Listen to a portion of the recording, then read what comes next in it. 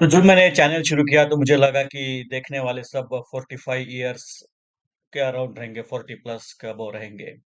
But it turns out most of the viewers age पर the YouTube's analytics it is mostly below 30। Can you believe it? 30 साल के लोग देख रहे हैं ये वीडियो जिन्हें फायर होना है। One of the reason I believe behind this is that a lot of IT guys who are in their 30s or late 20s, they look in their companies and they don't see anybody who's older than 45 or 50. In that age range, they don't see very many people. And they kind of assume that life in IT ends at 45. That's a common perception. It is true to a certain extent. Yes, because older people are not going to be as productive in newer technologies. That is there. But that is not the only reason, or that's not even the major reason why you don't see above 45 people in IT industry. The bigger reason is few years ago or few decades ago, it was very, very easy to go to the US. It was fairly easy to go to the US. H1 visa मिल जाते थे, फटाफट मिल जाते थे। तो बहुत से लोगों ने क्या किया उस वक्त, वो यूएस में जाके सेटल हो गए। अगर आप इंडियंस देखोगे यूएस में, वो आपको सब दिखेंगे 35 प्लस, 45 प्लस। अभी भी जॉब कर रहे, बढ़िया जॉब कर रहे, एंजॉय कर रहे जॉब। एंजॉय तो खैर अलग बात है, लेकिन they are working.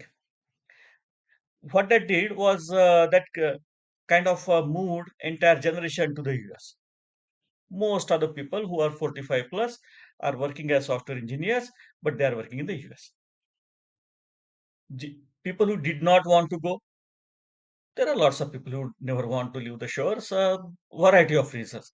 Their own choice, their liking for Indian culture, parents to take care of, hundreds of reasons. Everybody has different reasons why not to move abroad.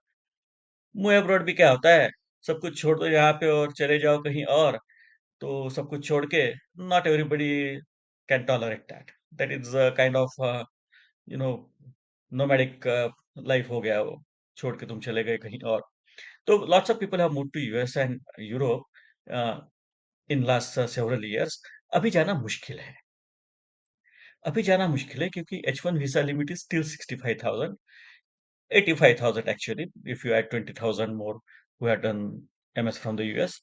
तो इसीलिए in coming years you will see more and more people who are above 45 in IT industry. So don't think that there is no life after 45 in IT industry. That's totally wrong. ठीक है ना? And you may not see very many people who are in that age group in this your company, but that's not because they don't hire people above 45, but because there is not enough availability of 45 plus people in the industry. And yes, it is true that older people are not conversant with the newer technologies. That is bound to happen. That will happen to you also. Technologies keep on changing, and older people are reluctant to learn because of variety of reasons. And that's why there is scarcity of people in your company that are 45 plus age group. ठीक है? So what we're going to do today is we're going to look at how much corpus is needed, how much corpus one should focus on if you are like 25-year-old, let's say for a second. 25 years, अगर आप 25 साल के हो तो आपको कितना corpus लगेगा? अगर आप फाइनेंशियल एडवाइजर को पूछेगा तो आपको 20 करोड़ रुपए बता देगा। अगर आप 25 इयर्स हो और आपको रिटायर ना 45 इयर्स पे, तो बोलेगा कि आपको तो इन्फ्लेशन एडजस्टेड करके वो बताएगा कि आपको चाहिए 20 करोड़ रुपए। नेचुरली उनका कोई गलती नहीं है। That's what they have been taught and that's what they are going to do. They are not going to retire themselves, mind you. They are in the business of selling you products, most of them. There are few only advisors, but they are very, very conservative. Some of them take into consideration inflation, but forget about returns. In country like India, returns are always going to do better than inflation. ठीक है ना? No matter what you invest in, other than fixed deposit, if you invest in slightly more aggressive products, instruments, you will always come out. अगर ये companies है, Tata Motors, TCS, Infosys, ICICI bank, ये जो गिनी चुने कंपनीज है इंडिया के 100 companies, if they don't beat inflation, उनका तो बेड़ा गर्क है, वो तो डूब जाएंगे। अगर वो डूब गए तो पूरा देश ही डूब जाएगा। They are this companies are too big to fail.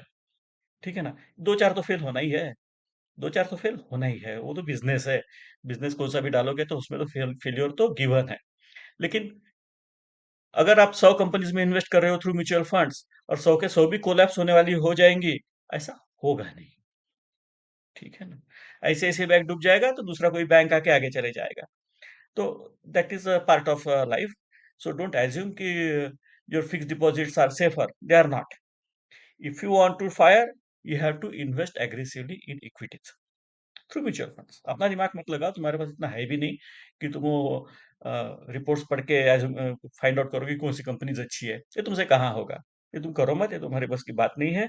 उसके लिए वो ट्रेंड लोग हैं, वो विदाउट इमोशंस इन्वेस्ट करते हैं, इसलिए दे कम आउट बेटर। आप इन्वेस्ट करोगे, एक स्टॉक खरीदोगे, तो उससे तो आपको तो उस अपनी बीवी से भी ज्यादा प्यार हो जाएगा। बोलेंगे ये तो स्टॉक तो मेरा बड़ा अच्छा है, 3 साल में डबल हो गया। You will not sell it, you will do emotional investments. Mutual fund investments are better. अगर आप भी म्यूचुअल फंड इंडस्ट्री में जाते हो तो आप भी बेटर इन्वेस्टर बन सकते हो। उसको अकल की जरूरत नहीं, it's just emotionless investing, that's what is needed. So we are going to talk about people who are 25-year old in 2024, what the path would look like if they really want to fire. तो ये नमूना है 25 साल का, अभी 2024 में अभी अभी इसको जॉब लगा है। अभी अभी तक तो रो रहा था कि मेरे को जॉब नहीं मिल रहा है, मैं तो कुछ भी जॉब कर लूंगा, फलाना फलाना, ऐसी फालतू बातें कर रहा था अभी तक। लेकिन जैसे उसको जॉब मिल गया, और अच्छा खासा कोविड का टाइम में उसको अच्छा हाइक मिल गया, अब उसके मन में ख्याल आ रहा है कि मैं रिटायर हो जाऊं। अभी तक जॉब नहीं है इसलिए रो रहा था, अभी जॉब है इसलिए रो रहा है। तो इसकी जिंदगी में तो रोना ही रोना लिखा है। तो इसको होना है रिटायर। इसको बड़ी अच्छी सैलरी है, 12 लाख रुपए सैलरी है। ठीक है ना? और इसको है, उसके एक्सपेंसेस 6 लाख।